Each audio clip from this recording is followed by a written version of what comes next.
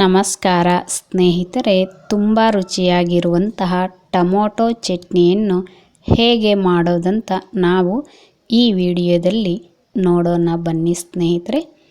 ಈ ಚಟ್ನಿ ರಾಗಿ ಮುದ್ದೆ ಜೊತೆ ಚಪಾತಿ ಜೊತೆ ತಿನ್ನೋಕ್ಕೆ ತುಂಬ ರುಚಿಯಾಗಿರುತ್ತೆ ಸ್ನೇಹಿತರೆ.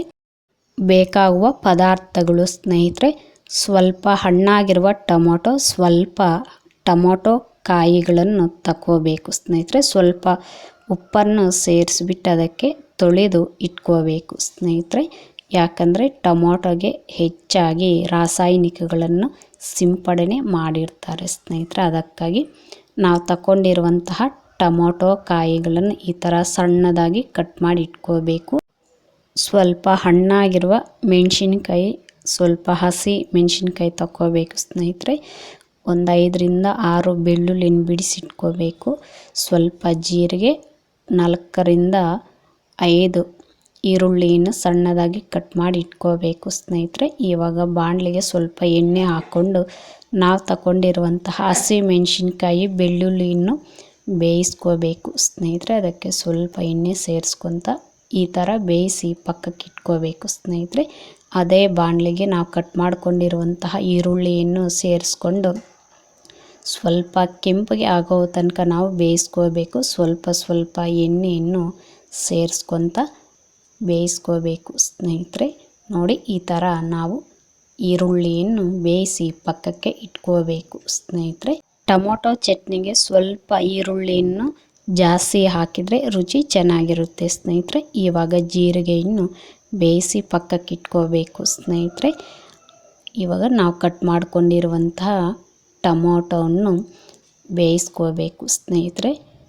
ಟೊಮೊಟೊದಲ್ಲಿರುವ ನೀರು ಹಿಂಗೋ ತನಕ ಸ್ಟವನ್ನು ಮೀಡಿಯಮ್ ಫ್ಲೇಮಲ್ಲಿ ಇಟ್ಕೊಂಡು ಬೇಯಿಸ್ಕೋಬೇಕು ಸ್ನೇಹಿತರೆ. ಆ ನೀರು ಹಿಂಗೋಗಬೇಕು ಚೆನ್ನಾಗಿ.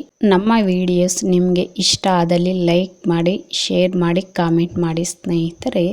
ಸಬ್ಸ್ಕ್ರೈಬ್ ಮಾಡಿಕೊಂಡು ನಮಗೆ ಸಪೋರ್ಟ್ ಕೊಡಿ ಸ್ನೇಹಿತರೆ. ಟೊಮೊಟೊದಲ್ಲಿರುವ ನೀರು ಹಿಂಗೋದ ನಂತರ ಸ್ವಲ್ಪ ಹುಣಸೆ ಹಣ್ಣು ಸೇರಿಸ್ಕೋಬೇಕು ಸ್ನೇಹಿತರೆ. ಯಾಕಂದರೆ ಟೊಮೊಟೊ ಕಾಯಿ ಹಾಕ್ತಾ ಇರೋದ್ರಿಂದ ಅದರಲ್ಲಿ ಸ್ವಲ್ಪ ಹುಳಿ ಕಡಿಮೆ ಇರುತ್ತೆ ಸ್ನೇಹಿತರೆ. ಅದಕ್ಕಾಗಿ ಸ್ವಲ್ಪ ಹುಣಸೆ ಹಣ್ಣನ್ನು ಸೇರಿಸ್ಕೋಬೇಕು. ಟೊಮೊಟೊದಲ್ಲಿರುವ ನೀರು ಹಿಂಗೋಗಿದೆ ಸ್ನೇಹಿತರೆ. ಇವಾಗ 2 ಚಮಚದಷ್ಟು ಎಣ್ಣೆ ಸೇರಿಸ್ಕೊಂಡು ಟೊಮೊಟೊನ ಬೇಯಿಸ್ಕೋಬೇಕು ಸ್ನೇಹಿತರೆ.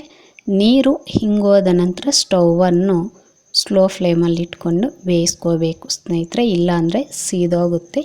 ಸ್ವಲ್ಪ ಕರಿಬೇವು ಸೇರಿಸ್ಕೊತಾ ಇದ್ದೀನಿ ಸ್ನೇಹಿತರೆ. ನೀವು ಕೊತ್ತಂಬರಿ ಸೊಪ್ಪು, ಪುದೀನ ಸೇರಿಸ್ಕೊಂಡು ಬೇಯಿಸ್ಕೋಬೇಕು ಸ್ನೇಹಿತರೆ. ಟೊಮೊಟೊನ್ನು ಬೇಯಿಸ್ಕೊಂಡಿರೋದಾಗಿದೆ ಸ್ನೇಹಿತರೆ. ಇವಾಗ ಉರುಳು ಕಲ್ಲಿಗೆ ರುಚಿಗೆ ತಕ್ಕ ಉಪ್ಪು, ನಾವು ಬೇಯಿಸ್ಕೊಂಡಿರುವಂತಹ ಜೀರಿಗೆಯನ್ನು ಹಾಕ್ಕೊಂಡು ಚೆನ್ನಾಗಿ ಪುಡಿ ಆಗೋ ತನಕ ಕುಟ್ಕೋಬೇಕು ಸ್ನೇಹಿತರೆ.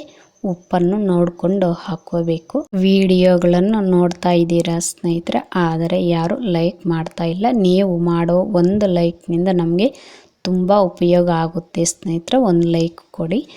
ಇವಾಗ ಕುಟ್ಕೊಂಡಿರೋದಾಗಿದೆ ಸ್ನೇಹಿತರೆ. ಅದಕ್ಕೆ ಬೇಯಿಸ್ಕೊಂಡಿರುವಂತಹ ಹಸಿ ಮೆಣಸಿನ್ಕಾಯಿ, ಬೆಳ್ಳುಳ್ಳಿಯನ್ನು ಸೇರಿಸ್ಕೊಂಡು ಈ ಥರ ನುಣ್ಣಗೆ ಕುಟ್ಕೋಬೇಕು ಸ್ನೇಹಿತರೆ. ಈ ಚಟ್ನಿಯನ್ನು ಮಿಕ್ಸಿ ಜಾರ್ಗೆ ಹಾಕ್ಕೊಂಡು ಮಾಡ್ಬೋದು ಸ್ನೇಹಿತರೆ, ಆದರೆ ಇಷ್ಟು ರುಚಿ ಬರಲ್ಲ. ಇವಾಗ ನಾವು ಬೇಯಿಸ್ಕೊಂಡಿರುವಂತಹ ಟೊಮೊಟೊವನ್ನು ಸೇರಿಸ್ಕೊಂಡು ಅದಕ್ಕೆ ಸ್ವಲ್ಪ ನುಣ್ಣಗೆ ಆಗೋ ತನಕ ಟೊಮೊಟೊ ಚೂರುಗಳು ಕುಟ್ಕೋಬೇಕು ಸ್ನೇಹಿತರೆ. ಕುಟ್ಕೊಂಡಿರೋದಾಗಿದೆ ಸ್ನೇಹಿತರೆ. ಇನ್ನು ಕೊನೆಯದಾಗಿ ನಾವು ಬೇಯಿಸಿ ಇಟ್ಕೊಂಡಿರುವಂತಹ ಈರುಳ್ಳಿಯನ್ನು ಚಟ್ನಿಗೆ ಸೇರಿಸ್ಕೊಂಡು 1-2 ಸತಿ ಕುಟ್ಕೋಬೇಕು ಸ್ನೇಹಿತರೆ. ಇಷ್ಟೇ ಸ್ನೇಹಿತರೆ. ನಾವು ಈ ಥರ ಮಾಡಿದ್ರೆ ಟೊಮೊಟೊ ಚಟ್ನಿ ತುಂಬ ರುಚಿಯಾಗಿರುತ್ತೆ ಸ್ನೇಹಿತರೆ. ಈ ವಿಡಿಯೋವನ್ನು ನೋಡಿದ್ದಕ್ಕಾಗಿ ಎಲ್ಲರಿಗೂ ಧನ್ಯವಾದಗಳು ಸ್ನೇಹಿತರೆ. ಮತ್ತೊಂದು ವಿಡಿಯೋದೊಂದಿಗೆ ನಾವು ಭೇಟಿ ಆಗೋಣ. ರಾಗಿ ಮುದ್ದೆ ಜೊತೆ ಚಪಾತಿ ಜೊತೆ ಈ ಚಟ್ನಿ ಕಾಂಬಿನೇಷನ್ ಸೂಪರ್ ಆಗಿರುತ್ತೆ ಸ್ನೇಹಿತರೆ. ಒಂದು ಸಲ ಮಾಡೋಕ್ಕೆ ಪ್ರಯತ್ನ ಮಾಡಿ. ಈ ವಿಡಿಯೋ ನೋಡಿದ್ದಕ್ಕಾಗಿ ಧನ್ಯವಾದಗಳು.